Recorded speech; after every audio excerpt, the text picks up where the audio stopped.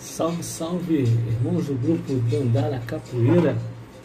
Esse falando seu guarda, né, para dar prosseguimento às nossas aulas, videoaulas, que tenta contextualizar, né, geografia, história e capoeira, desde lá dos primórdios, né, dos nossos irmãos africanos. E vamos dar hoje o prosseguimento, tá? Com o tema escravidão, libertação e o início da capoeira. Antes de mais nada, não se assuste, tá com o meu visual Rei Leão, que eu tomei banho agora há pouco e eu não quis botar a faixa, porque ia ficar meio estranho, então preferi deixar o cabelo solto. E nem, ó, camisa do grupo, hein? Tá legal? Dandara Capoeira. Bom, gente, então vamos lá, escravidão, libertação e início da capoeira. Vamos primeiro falar sobre o conceito de escravidão. Bom, por quê? Porque quando falamos em escravidão, a primeira coisa que vem à nossa mente são os negros da África acorrentados no navio negreiro. Tá? E a escravidão não se resume a isso. Ela já veio anteriormente a isso tudo, tá? Em sociedades antigas, né? Vamos dizer assim. Tá? É uma forma que é conhecida também como escravismo, tá? Ou escravagismo, ou escravatura, tá? Que tem como prática social que o ser humano que adquire direito de propriedade sobre outro ser humano, tá? Que é imposta sempre de forma violenta, né? Pela força. Né? Ninguém chega para outro e fala, você vai ser meu escravo, pronto, acabou. Não, isso se deu, né, ao longo da história sempre através de conflitos, tá? De guerras. O que conta na história da escravidão é que lá a forma primária dessa forma a ser aplicada era assim, né? Os povos que divergiam entravam em conflitos, o povo que perdia se tornava escravo do povo vencedor, tá? Isso nas sociedades antigas e também, lógico, a sociedade africana, né? Como eu mostrei para vocês lá antes da colonização, né, dos europeus, as etnias que entravam em conflito. A etnia que perdia o conflito, ela se tornava escrava da vencedora do conflito, tá bom? E também a escravidão, ela foi aceita, né, nas sociedades antigas, porque ela é uma forma, vamos dizer assim, lucrativa para a economia, né? A sociedade entendia que era uma forma de obter lucro, né? Ela era rentável para a economia, vamos dizer assim, tá bom? Mas com tudo isso, tá? Muitos alegam, né? Eles diziam que esse tipo de organização era pouco produtivo, tá? Ainda que nós entendêssemos que barões, que reis, que muitas pessoas enriqueceram com a escravidão, tá? Alguns economistas, né, dizem que com tudo isso era um modo não muito produtivo. Produzia, mas não muito, né? Vamos dizer assim, não era de muita produção, era pouca produção, porque quem trabalha, né, nos sistemas de escravidão, a base de chibatas, né, a base de restrição de direitos, não é motivado a fazer nada, né? Faz porque tinha alguém forçando ele a fazer aquilo.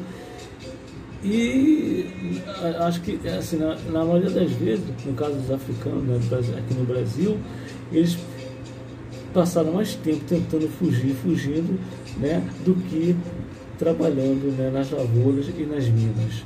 Bom, vamos agora partir para o conceito de escravidão no início, tá?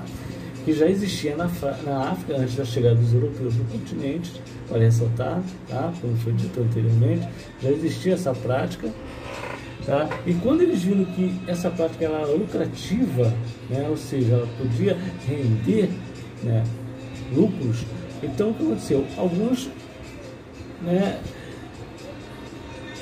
algumas tribos que escravizavam outros passou a vender, né, esses escravos para os mercadores, né, que lá iam possuir, iam comprar esses escravos. Então, os próprios negros, ele vendendo o africano, o próprio africano vendendo o africano para ser escravizado, tá? A chamada escravidão moderna, a escravidão negra, começou com o tráfico africano no século XV, por iniciativa dos portugueses em 1444. Tá?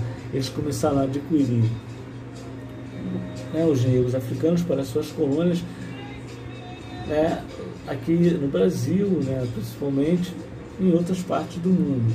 Tá? Então, onde havia colônias, os países iam lá, compravam, pegavam seus escravos e distribuíam pelas colônias no mundo, né, espalhados pelo mundo.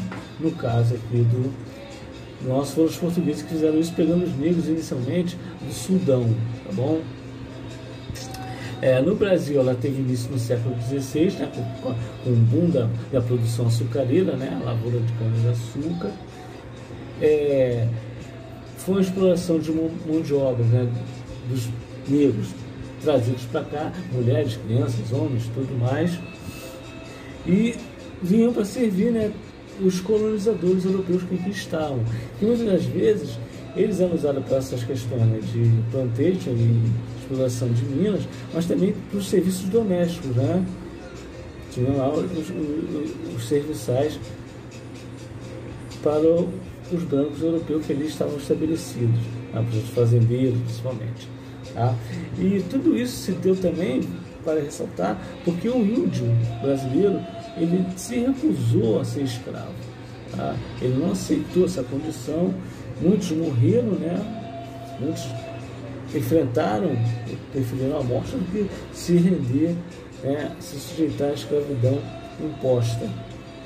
E aí o Marquês de Pombal, antes disso, né, nós temos uma máxima que as pessoas dizem que o índio ele é preguiçoso. Não, o índio não é preguiçoso. Ele simplesmente não tinha porquê, né? Na pessoa dele, ele não entendia por que ele tinha que ser escravo e não aceitava isso. E aí veio o Marquês de Pombal que proibiu a escravidão, tá bom? Dos índios. Tá? Os negros trazidos para o Brasil, diz aqui, pertenciam principalmente a dois grandes grupos étnicos, tá? Que eram os sudaneses e os bantus. Bom, os sudaneses eram originários da Nigéria e Costa do Marfim, e os bantus do Congo, Angola e Moçambique. Tá? Vale ressaltar também que os países que mais contribuíram com negros, né, escravizados para o Brasil, foram os angolanos e os moçambicanos. Moçambique e Angola foram os que mais deram, trouxeram, que foram trazidos, né, de Moçambique e de Angola para cá, para o Brasil, para serem escravizados. Tá? E eles vinham nos navios negreiros, como a gente sabe na história, que era uma forma cruel, né, de se transportar qualquer ser humano ou qualquer animal, vamos dizer assim. Homens, mulheres, crianças, às vezes mulheres davam à luz ali, eram pessoas de tribos diferentes, que, né, podiam gerar conflitos ali dentro também, que eram transportados amontoados, tá, num compartimento minúsculo dentro do navio negreiro. Tá? Não tinham luz, não tinha, tudo escuro, não tinha higiene, eles faziam suas necessidades ali, entre eles mesmo, e ali ficavam. E alguns, por esses maltratos, muitas das vezes morriam, né? Ficavam doentes, morriam, e quando morriam, eles ficavam também viajando, né? Os vivos com os mortos, até chegarem o seu ponto, né? Até chegarem onde eles deveriam chegar, né? Ou no Brasil, ou outro país, mas no caso que eu estou falando do vídeo, né? Estou entrando na questão do Brasil. Ou então, quando o navio, né, passava por algum problema do tipo de alimentação, né, pouca alimentação, porque eles alimentavam as pessoas de qual forma? Eles jogavam a ração como se estivesse jogando para um bicho qualquer. Quem alcançasse comia, quem não alcançasse não comia, né? Então, quando tinha esse problema de alimentação, quando chegava no meio do caminho, o cara via que ele tinha pouca ração para alimentar até chegar no porto, né, até chegar ao ponto de destino, ou por peso também, ele via que estava muito pesado, estava demorando a viagem, ele simplesmente resolvia essa situação acorrentando os mortos, junto com os negros que eram considerados doentes, né, estavam fracos, e jogados todos no mar, vivos, né? Então você via aí a situação a que eram submetidos os seres humanos, né? Bem, mas assim, bem desumano, né? Vamos dizer a verdade. Um ser humano fazer isso com o outro. Tá? Aí falamos já sobre a questão da libertação, tá? A escravidão durou durante 3 séculos, que foi de 1550 a 1888, totalizando aí 3 anos de injustiça, de opressão e tudo mais que foi depreciativo ao povo africano, tá? Que também já houve a mescla de nascidos no Brasil, né? Então, os escravos, além da Lei Áurea, alguns, né, ou muitos, não esperaram chegar à Lei Áurea. Eles fugiram, né? Alguns criaram as chamadas quilombos, né? E criaram os lugares de resistência. E o quilombo mais famoso foi o quilombo de Palmares, né? Que foi liderado por Zumbi, né? Que nessa história, tá lembrado? Tá? Que era formado por escravos de origem angolana, fugido das fazendas de cana-de-açúcar da região. E ela mais ou menos foi mais ou menos 100 anos de existência do quilombo. E nele também não residiam somente os negros, também residiam brancos e índios que eram marginalizados pela sociedade.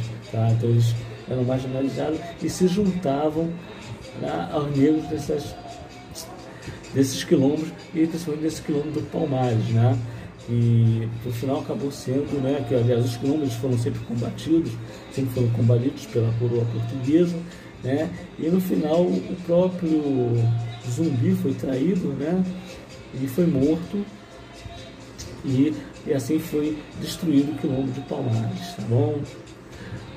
Após tantos anos, né, como eu disse, 3 anos, né, de escravidão, foi escrita a Lei Áurea por Princesa Isabel em 13 de maio de 1888, tá bom? Ela assinou essa lei libertando os escravos, mas vale lembrar que o Brasil, se não foi o último, foi um dos últimos a libertar os seus escravos, tá? O Brasil segurou o quanto pôde para manter ali os escravos, né, para poder, né, fazer a sua economia, né, girar, né? Então foi 300 anos. Aí quando os países começaram a libertar os seus escravos, o Brasil ainda manteve, segurou um pouco, bastante. E quando foi assinado a Lei Áurea, em todos os lugares do Brasil tinham libertados ainda. Tem um filme chamado Besouro, né, na capoeira, que conta essa história, que no interior da Bahia ainda existiam fazendas que não tinham aderido à Lei Áurea, tá? A Lei Áurea tem esse nome Áurea porque se refere a ouro, que quer dizer que do ato, né, de nobreza em libertar os seres humanos. Como foi um ato nobre, foi dado como áureo, como ouro, né? Então, por isso, Lei Áurea, tá bom? Então essa é a primeira parte do vídeo, bem enxugada, bem expedida. Sei que vai haver dúvidas de alguma coisa que você pode ter lembrado da história. Pô, mas isso ele não falou. Então você pode comentar nas perguntas depois e eu e Denise vão estar respondendo, tá bom? Vamos lá para o segundo vídeo.